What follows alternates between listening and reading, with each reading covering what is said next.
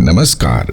कृषि एवं किसान कल्याण मंत्रालय भारत सरकार द्वारा चलाई जा रही PMFBY यानी प्रधानमंत्री फसल बीमा योजना और RWBCIS यानी पुनर्गठित मौसम आधारित फसल बीमा योजना से संबंधित प्रशिक्षण में CSC VLE बंधुओं और भगिनियों का स्वागत है।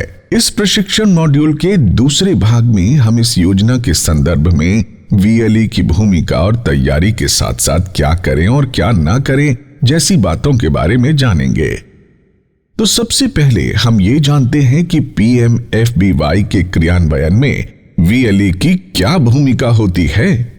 इसके तहत योजना के प्रावधानों के बारे में किसानों को बताना, योजना के बारे में जागरूकता फैलाने के लिए बीमा कंपनियों द्वारा उपलब्ध कराई गई प्रचार सामग्री को प्रदर्शित करना, किसानों से संबंधित सभी विवरणों को सावधानी से भरकर उनके मोबाइल नंबर सहित सभी जरूरी दस्तावेजों को NCIP पोर्टल पर रियल टाइम में अपलोड करना, बीमित किसानों को नामांकन के बाद की सेवाओं एवं शिकायत निवारण से संबंधित जानकारी देना और रिवर्टेड आवेदनों पर निर्धारित समय पर सीमा के भीतर जल्दी कार्रवाई करने जैसे कामों में VLE की भूमिका होती है।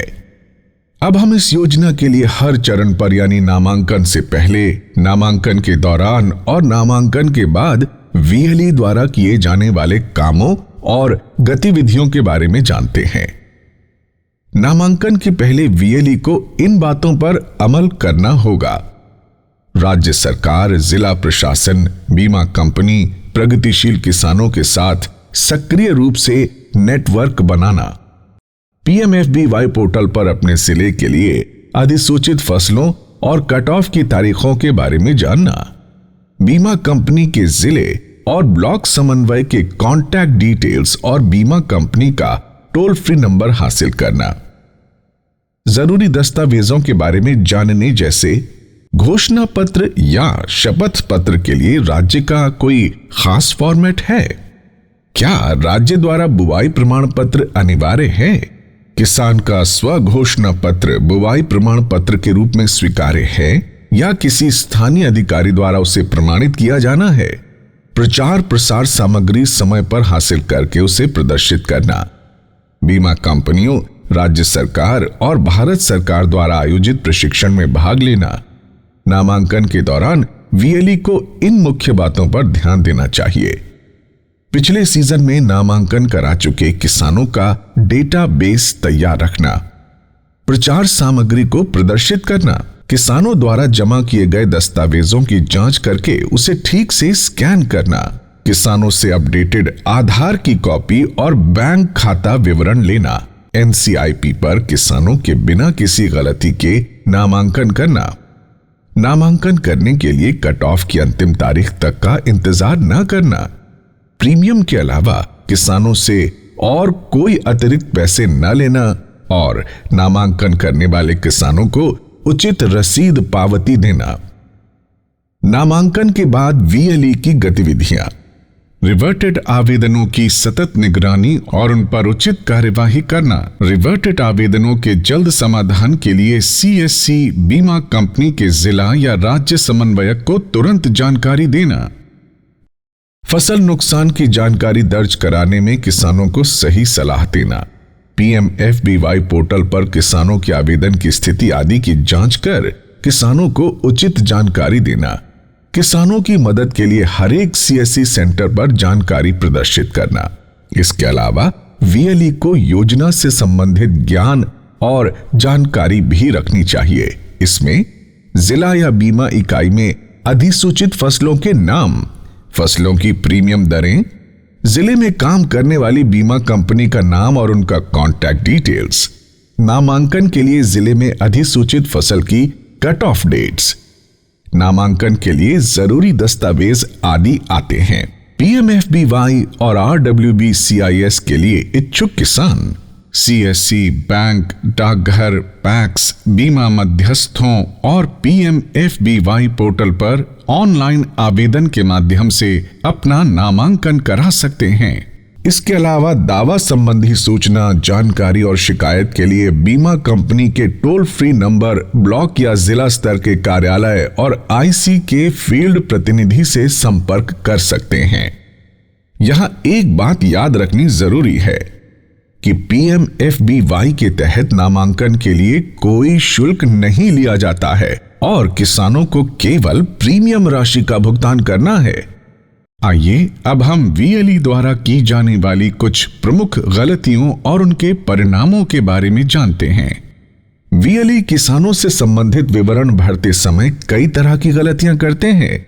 इनमें टाइप करने के दौरान होने वाली जल्दबाजी में गलत जानकारी भरना, गलत या खाली दस्तावेज अपलोड करना, अस्पष्ट या खराब दिखने वाले दस्तावेज अपलोड करना, वास्तविक भूमि क्षेत्रफल से अधिक बीमित क्षेत्र की जानकारी भरना, खसरा संख्या के सामने एक से अधिक नामों का उल्लेख करना और जमीन के मालिक एक से अधिक होने पर भी एक ही आदमी को पूरी जमीन पर बीमा कवर देना जैसी गलतियां आम हैं।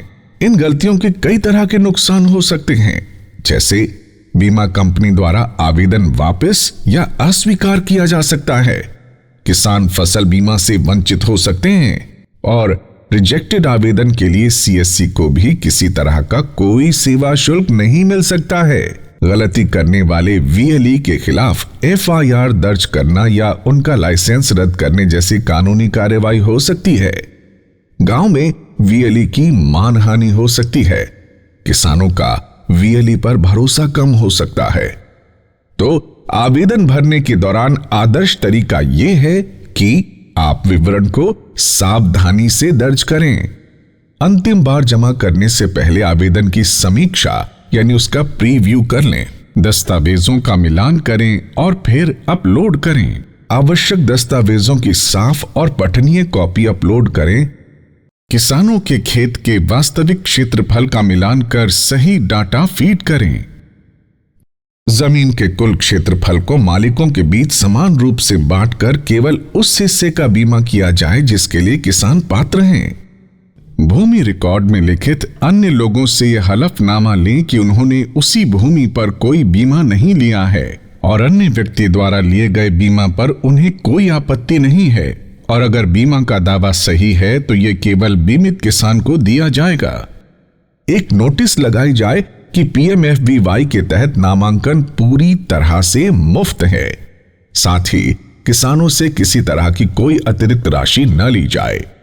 इसके अलावा आप VLE से जब कोई महिला किसान नामांकन के लिए संपर्क करे तो आपको कुछ बातों का खास तौर से ध्यान रखना है, जैसे महिला किसानों के प्रति ज्यादा संवेदनशील रहना है, महिला किसानों को प्रेरित करते हुए उनकी मदद करना, नामांकन के लिए सभी जरूरी दस्तावेजों के बारे में उन्हें विस्तार से बताएं।